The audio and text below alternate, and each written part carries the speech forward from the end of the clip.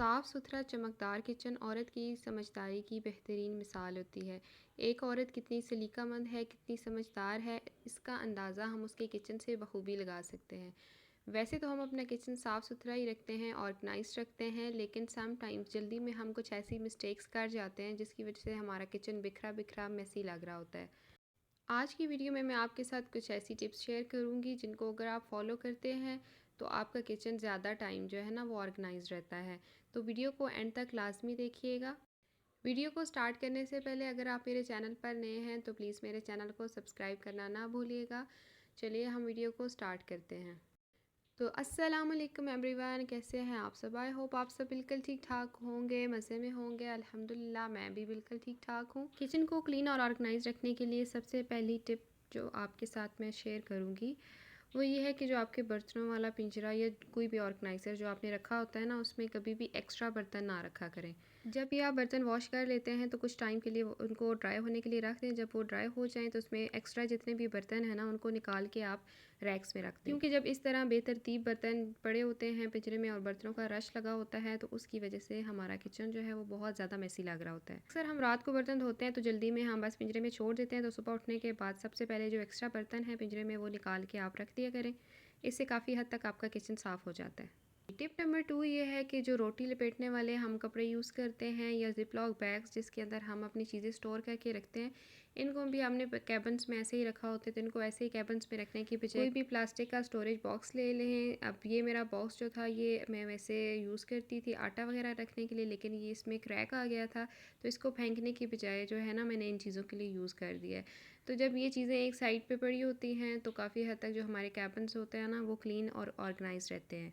Kitchen को clean रखने की जो टिप नंबर 3 है उसमें ये कि जो हमारे वेजिटेबल्स के ऑर्गेनाइजर्स होते हैं, ज़्यादातर प्याज आलू वगैरह के लिए जो हमने रखे होते हैं, उनके नीचे ना इस तरीके की आप एक शीट डाल दिया करें। इससे ये होता है, आपको पता है कि प्याज के साथ भी एक्स्ट्रा काफ़ी छिलके होते हैं, आलूओं के साथ भी मिट्टी वगैरह होती है, तो वो मिट्टी जो है ना वो किचन में नीचे नहीं गिरती। और ये शीट्स जो है ना ये वॉशेबल भी होती हैं, तो जब इनमें कोई मिट्टी वगैरह ज़्यादा इकट्ठी हो जाए तो हम बस इन शीट्स को निकाल के वॉश कर देते हैं, तो हमारा पूरा ऑर्गेनाइजर जो है ना वो क्लीन हो जाता है। कोशिश किया करें कि प्याज और आलू इन ऑर्गेनाइजर्स में रखने से पहले ना प्याज के साथ जो एक्स्ट्रा छिलके होते हैं उनको रिमूव कर दें। इस तरीके से अगर आप वॉश कर सकते हैं तो आलू भी एक दफ़ा वॉश करके डाल दिया करें ड्राई करके। उससे ये होगा कि एक्स्ट्रा मिट्टी और छिलके वगैरह जो हैं वो पहले से निकले हुए होंगे, तो ऑर्गेनाइजर जब हमारा क्लीन लगता है तो उसके साथ फिर हमारा किचन भी बहुत हद तक साफ़ सुथरा लग रहा होता है। इसके अलावा किचन के काउंटर टॉप्स और जो चूल्हे वगैरह होते हैं, टाइल्स होती हैं, इन सब की क्लीनिंग के लिए ना अलग अलग आप क्लॉथ यूज़ किया करें। यहाँ मैंने 4-5 जो है वो क्लॉथ रखे हुए हैं। ये क्लॉथ्स जो है ना जो टॉवल टाइप होते हैं, टॉवल टाइप जो मटेरियल होता है उस तरह के रखा करें। जो आम घर में होते हैं हम अक्सर लॉन वगैरह ये इस तरह के रख लेते हैं ना, तो उनसे सफाई अच्छी नहीं होती।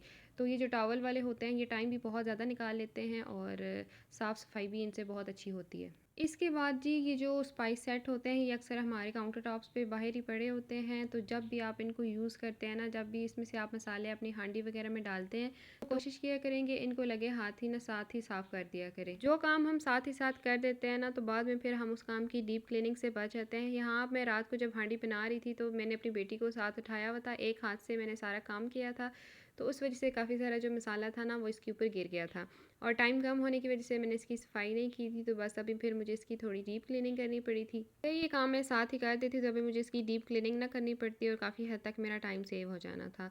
बहरहाल इसकी डीप क्लीनिंग के लिए सबसे पहले मैंने टॉवल से इसको क्लीन किया था, लेकिन इसके ऊपर कुछ दाग थे जो रिमूव नहीं हुए थे, तो फिर मैंने जो डिश वॉशिंग वाला स्पंज होता है उसी को थोड़ा सा गीला करके इसके ऊपर लगाया था।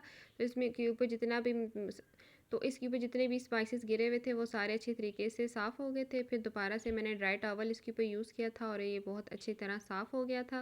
पहले मैंने जो स्टैंड था उसकी अच्छी तरीके से क्लीनिंग की थी और उसके बाद जो स्पाइस के जार्स होते हैं उन सारे जार्स की भी मैंने क्लीनिंग की थी। आप देख सकते हैं कि यहाँ पे मैंने कोई स्पेशल क्लीनर यूज़ नहीं किया, बस बर्तन धोने वाला जो स्पंज था उसके साथ थोड़ी सी क्लीनिंग करके फिर ड्राई टॉवल या ड्राई कोई भी अगर आपके पास माइक्रोफाइबर क्लॉथ है या कुछ भी है वो मैंने यूज़ किया और कितने अच्छे तरीके से ये साफ़ हो गया। इसी तरीके से जब आप काउंटर टॉप्स के ऊपर कोई काम करते हैं तो कोशिश किया करेंगे उनकी क्लीनिंग जो है ना वो भी साथ ही साथ आप कर दिया करें, ताकि बाद में आपको डीप क्लीनिंग ना करनी पड़े। कोई भी काम जब हम साथ ही साथ करते जाते हैं तो हमारा किचन लगे हाथों साफ़ सुथरा होता जाता है और एट द एंड फिर हमारा किचन क्लीन और ऑर्गेनाइज रहता है। जैसे आप देखिए कि अक्सर हम चाय वगैरह डालते हैं तो वो हमारे काउंटर टॉप्स पे गिर जाती है, तो हम कहते हैं कि इसको बाद में साफ़ कर लेंगे। अगर वही चाय हम उस टाइम पे साफ़ कर देंगे तो वो बहुत जल्दी साफ़ हो जाती है, लेकिन अगर हम उसको कुछ टाइम के लिए छोड़ देते हैं तो वो वहाँ पे ड्राई हो जाएगी, तो फिर हमें उसके ऊपर डबल काम करना पड़ेगा। तो ये छोटी-छोटी सी बातें होती हैं, 2 मिनट का हमारा काम होता है, जो अगर उस टाइम हम छोड़ देते हैं तो बाद में वही काम हमें 10 मिनट में करना पड़ता है। इसके बाद ही नेक्स्ट टिप है कि जब भी आप चूल्हा यूज़ करते हैं तो उसको भी साथ ही साथ आप क्लीन करते जाया करें। जब भी आप चूल्हा यूज़ करें उसके ऊपर अगर हल्की सी भी कोई चीज़ गिरी हुई है, कोई ऑयल है या दूध या चाय वगैरह कोई भी चीज़ अगर गिरी हुई है तो कोशिश करें कि उसको साथ ही आप क्लीन कर दें। आप देख सकते हैं कि यहाँ पे मेरा चूल्हा इतना ज़्यादा गंदा नहीं है, क्योंकि मेरी आदत है कि मैं जब भी चूल्हा यूज़ करती हूँ ना तो उसको साथ ही साथ मैं बस थोड़ा सा स्पंज या स्टील लगा के ऊपर फिर मैं ड्राई कपड़ा लगा के उसको लगे हाथ ही में साफ़ कर देती हूँ। चूल्हे की जो क्लीनिंग है उसके लिए भी मैं कोई क्लीनर वगैरह कुछ भी यूज़ नहीं करती, बस जो स्पंज या स्टील होती है उसी के साथ एक दफ़ा साफ़ करके और उसके ऊपर मैं टॉवल यूज़ करती हूँ, या कोई भी माइक्रोफाइबर क्लॉथ आपके घर में अवेलेबल है आप उसको यूज़ करें, क्योंकि इस तरह का जो क्लॉथ होता है उसकी वजह से क्लीनिंग बहुत अच्छी होती है। चूल्हा साफ़ करने के लिए मैंने क्लॉथ अलग रखा हुआ होता है, क्योंकि चूल्हा जितना मर्जी साफ़ हो फिर भी हम जब उसके ऊपर क्लॉथ लगाते हैं तो क्लॉथ बहुत ज़्यादा गंदा हो जाता है, तो इसको फिर मैं दूसरी काउंटर टॉप्स या बर्तन वगैरह किसी भी चीज़ में यूज़ नहीं करती, ये बस मैंने इसी चीज़ के लिए रखा होता है। आप देख सकते हैं कि मैंने यहाँ पे कोई स्पेशल क्लीनर कुछ भी यूज़ नहीं किया, स्टिल मेरा चूल्हा कितना अच्छे तरीके से साफ़ हो गया।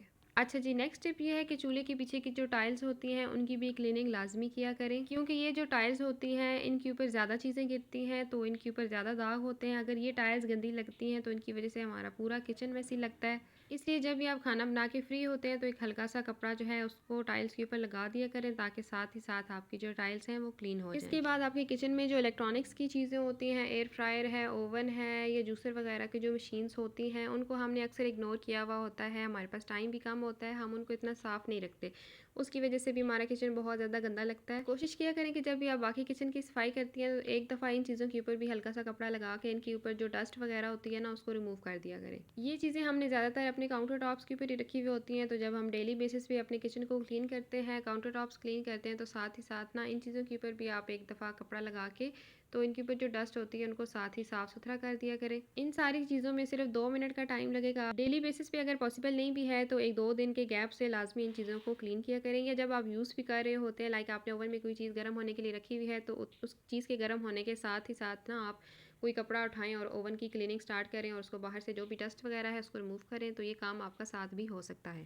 अच्छा जी, नेक्स्ट टिप जो है वो बहुत ज़्यादा इंपॉर्टेंट है, और मेरी तरह मेरी बहुत सी बहनें ऐसी होंगी जिनको ये मसला होगा कि जब हम बर्तन धोते हैं ना तो धोने के बाद जब हम पीछे हटते हैं तो हमारा जो फ्रंट साइड होती है शर्ट की वो गीली हो जाती है, और बर्तन धोने के साथ ना कुछ पानी हमारा नीचे फ्लोर पे भी गिरा होता है, जिसकी वजह से हमारा फर्श भी साथ गंदा हो जाता है। तो इसके लिए आप कोई भी पुराना सा टॉवल ले लें और उसको अपने फ्रंट साइड पे ना जो काउंटर टॉप है बेसिन के साथ वहाँ पे रख लें। कोई ज़रूरी नहीं है कि आप कोई स्पेशल टॉवल लेके आएँ, बाजार जाएँ और वहाँ से टॉवल लेके, घर में कोई भी जो पुराना टॉवल पड़ा है ना उसको आप यूज़ कर सकती हैं। लेकिन यहाँ पे आप जो भी क्लॉथ यूज़ करें ना वो टॉवल टाइप मटेरियल का होना चाहिए, क्योंकि जो दूसरा क्लॉथ होता है ना वो पानी इतनी अच्छी तरीके से एब्जॉर्ब नहीं करता। इससे ये फ़ायदा होगा कि जो पानी के छींटे होंगे वो सारे इस टॉवल में एब्जॉर्ब हो जाएंगे, आपके कपड़े भी बच जाएंगे और जो फ्लोर है वो भी बच जाएगा। टिप ये है कि आप हर टाइम के बर्तन जो हैं वो साथ ही साथ धोते जाया करें। इसके अलावा जब आप किचन में काम कर रहे होते हैं, जैसे हांडी बना रहे हैं, तो जो भी बर्तन है ना वो साथ ही साथ आप वॉश करते जाया करें। आपने पूरा किचन क्लीन किया हुआ है लेकिन अगर बर्तन बेसन में धोने वाले पड़े हैं तो किचन बहुत बुरा लगता है। इसके अलावा जो तवा होता है उसको डेली बेसिस पे लाजमी वॉश किया करें।